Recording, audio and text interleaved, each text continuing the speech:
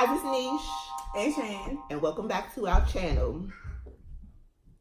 Pull up a seat and come talk some with us. Why you saying shit?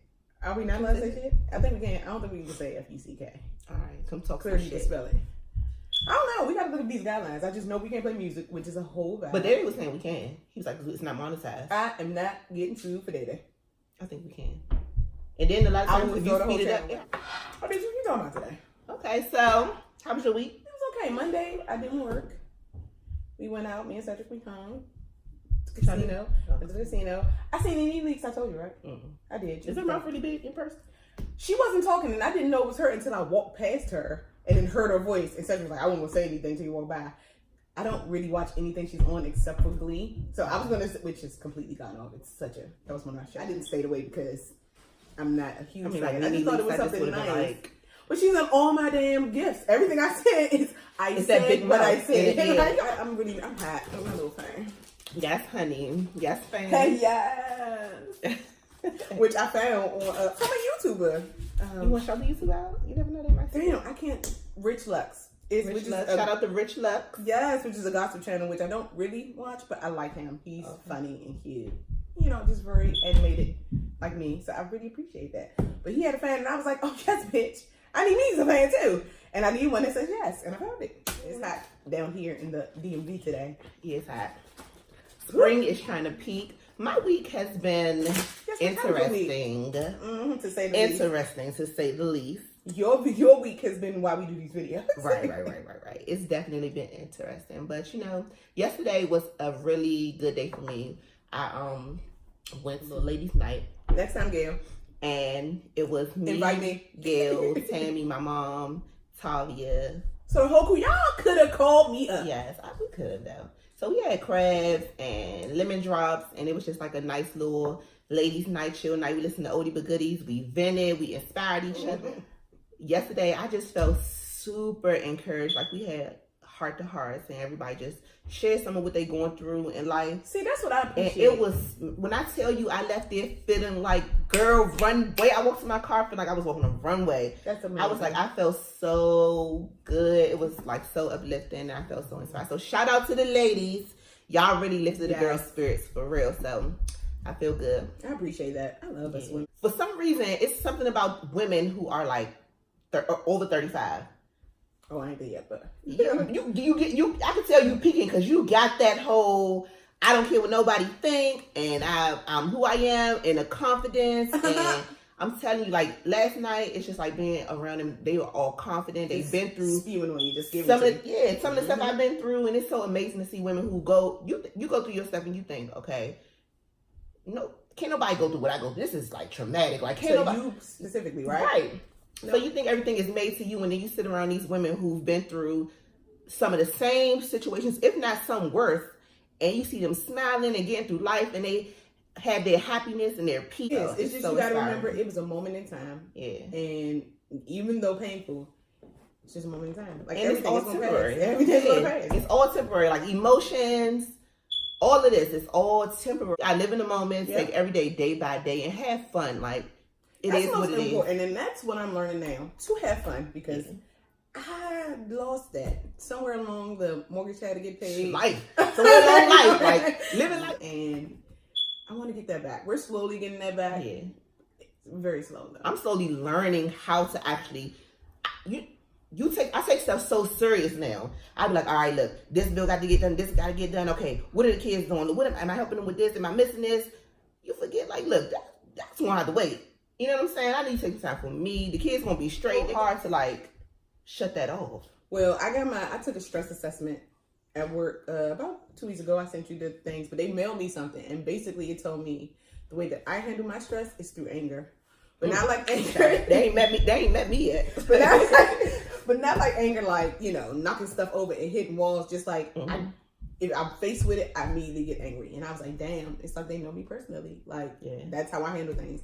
If you tell me something and like it's completely stressful, I just get mad. Like, I just completely shut down. I get mad. I go off somewhere and then I work through it. But I'm like, that's not good.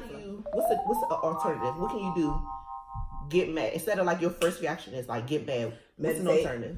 Immediately, like breathe. We gotta stop in the middle of what we doing sometimes and just I have to breathe. Cut it off. I just have to stop and inhale and exhale and think like it's a form of like meditation and relaxation. Like that's what I'm going through. That's what I'm gonna. I have stress balls that I like squeeze in traffic, and I don't know. I just talk to myself like mantras, small things like, "Bitch, get your shit together." And if it doesn't bring you peace. Me. So it's like me or you. That's what it's like. Survival, yeah.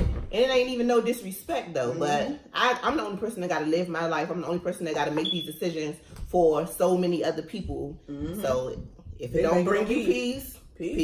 I feel you on that. And I'm learning slowly but surely. But it's a journey, you know, because you got to really like train yourself to be that way. Because we really have trained ourselves over the years to like succumb to our stresses. For the 19, and not even like from like young as I can remember till about 29, 28, 29, I was a complete yes person. I was a complete, oh no, I'll help. No, I'll come and do it. No, it's fine. It doesn't bother me. I'll lend you money and I'll pay a bill. And then I don't know, something just clicked in my day. It could have been right after I had my son. I think that helped. I had my kid and I realized there was a whole nother human who actually needed me, who actually needed me to take care of him. And I just put him first. And now it's kind of like, Shannon, can you hold the door? No, for now. Right. I can't hold the door for you. I'm sorry. What's wrong with your hand? You can't hold the door. I flipped though, because remember me, I used to be the one that's like, no, I don't gotta do that. I think over the last year, I went through a lot of things and it softened me up. You know, I've been more emotion, like more sadness. So I think it just projects that way.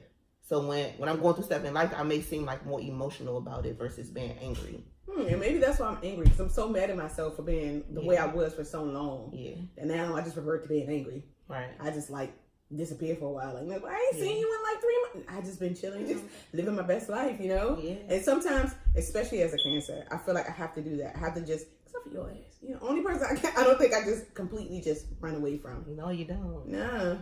Everybody else, whatever. So, going into the top hat. Okay, let's see. I didn't put top hat topics. Right, I'm gonna filter this out and take something out. I said no, I'm gonna keep it and see what we grab. Keep it 100 with the people. Oh, single motherhood. I'll let you talk first as a single mother. Then I'm gonna come in, I guess, as a product of a single mother. So my oldest son is 14. And I've been a single mother for a little over a year, maybe 2 years. And it's been a very scary process, a very trying process, a learning process. I have mixed emotions about it all. For me, I just want to make sure I raise my children. I have 3 children, 14, 12, and 7. I just want to make sure I raise my children to be good people, just good people with moral character. And as a single mom, a newly single mom, you fear that, okay, I have to do it by myself. Am I going to do something wrong? I don't want them to be affected by my decisions when they get older. So it's just been a scary process. It's been a really scary process. And although, I mean, to my own credit, I do a great job. You do. I know I do. I do a great job. I go to work every day. We have open communication. I allow them to express themselves to me respectfully. I still keep that line of, I'm your mom, but I want you to feel comfortable, almost as if I'm a friend, but we have boundaries. But they're very expressive, and I express myself to them. And I also always let them know that I'm not perfect, and I make mistakes sometimes. I may have to double back and say, well, I made that decision the first time, but I thought it over, and this is the best decision. So it's very raw. It's very uncut. And I don't know, we winging it. Like, we winging it, and I'm just doing my best. Yeah. And I'm trying my hardest not to hold myself to any standards. You know what I'm saying? What is really the standard nowadays? Yeah. Shit is so different than it used to be. Nobody is, Susie Q in the kitchen. And you just don't have time. So, as a product of a single mother household and the oldest child, communication I always felt like my mom was my friend. But I was also kind of, scared when I needed to be, but I never felt like I could not talk to my mom. And I want to say, because of that also shaped the kind of person I am. We just kind of have these real blunt one-on-one conversations like, hey, you do this, boom, boom, boom. And she come back at me like, like friends. But then she still is my mom, and she still cares like a mom. Like, Was it hard? Absolutely. I come to respect and understand my mother a lot more and all the decisions she's made and all the things we went through. But I do think growing up, for me personally, it's just my personal opinion, growing up with a single parent household, I do think it made me a lot stronger. I grew up in a 2-parent household. I grew up with my mom and dad, and I think it helped me, having a 2-parent household helped me to be a good single mom. And it's hard to explain it. Well, it's not hard to explain it, but I take pieces from my dad and I take pieces from my mom. So I can't give them that man disciplinary type structure, but I take things that my dad did. Mm-hmm. Like my dad was more of the nice, the softer one, the communication and let's talk. But then my mom, on the other hand, she was the disciplinary. She was the vocal one, and if she had an issue with the cable company, she was the one that called and got them straight and got a discount or two. And she was manager, please. Yeah, exactly. So she's the one that she cooked us breakfast and lunch and dinner, and I'm pretty much both of my parents wrapped up in one. So having both of them, it really... Well, you know what? Then I guess if you say it like that, I'm kind of in my mom and then somebody else I've created, because I do think I struggle with that a little bit because my mom did raise us. She's so strong. I am a feminist. Let's just get that out there. But I do think that kind of hinders me sometimes in my marriage because I am so strong and I want to just carry the world on my back. And my husband's kind of like, you don't have to do that shit on your own. I'm here too. Yeah. But I'm a combination of my mom and a combination of a person I've made. It's like survival. Although you don't have to be in that mode, it's like you grew up seeing it. So certain things may trigger it when you really should rationalize and be like, okay, I don't gotta be so aggressive, but you just in survival mode. So it's like, nah, I seen this picture before. We ain't struggling. Yeah, we ain't about to struggle. Yeah, I feel you. Being a single mom has made me more confident. I believe in myself a lot more because I was so afraid.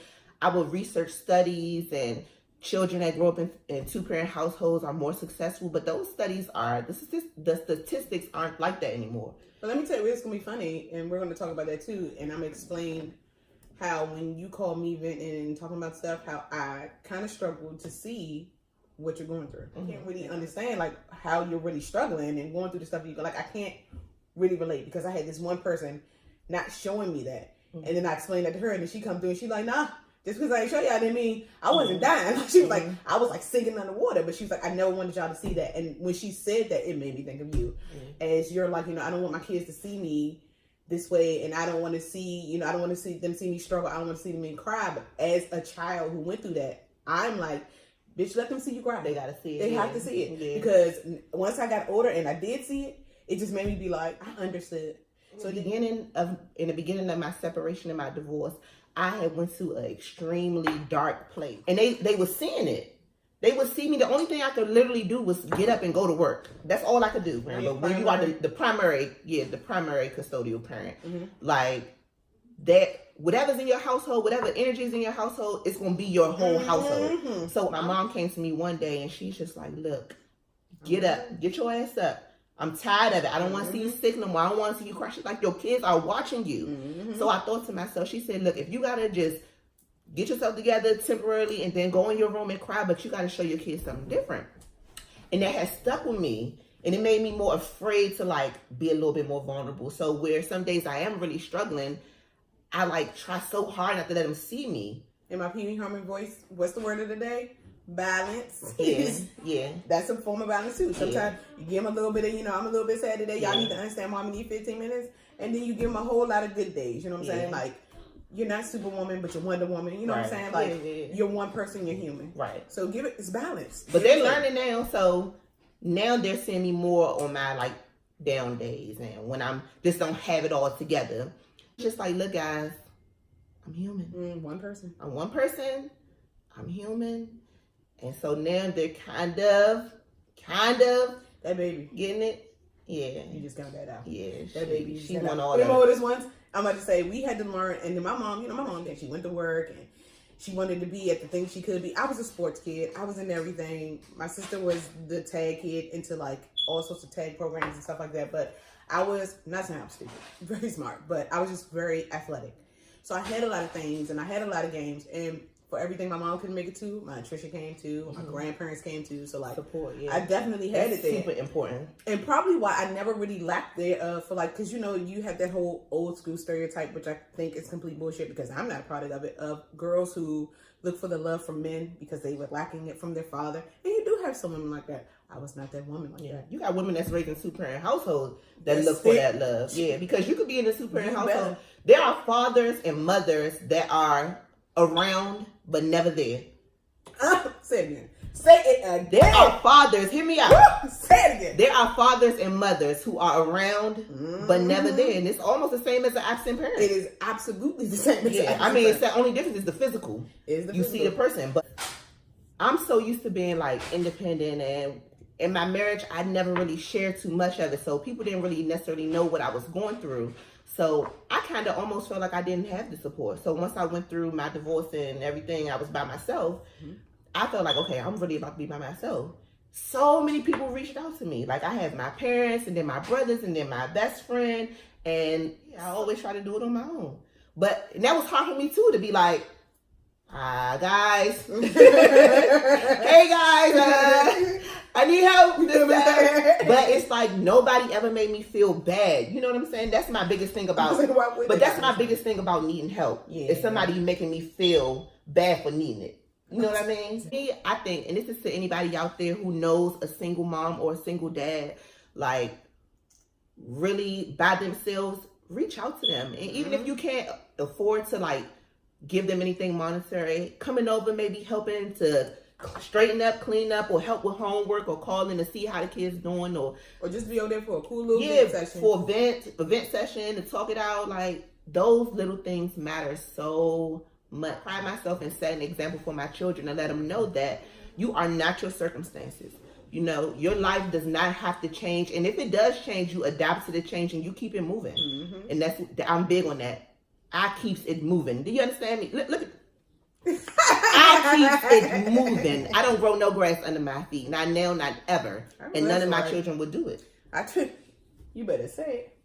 If anybody has any pointers about single moms, some tips, any newly single moms need some advice from me, or if you grew up in a single parent household and you need some advice or you struggle with something, hit us up. Okay. We're going to link the email, or you can leave it in the comments and we'll talk about it.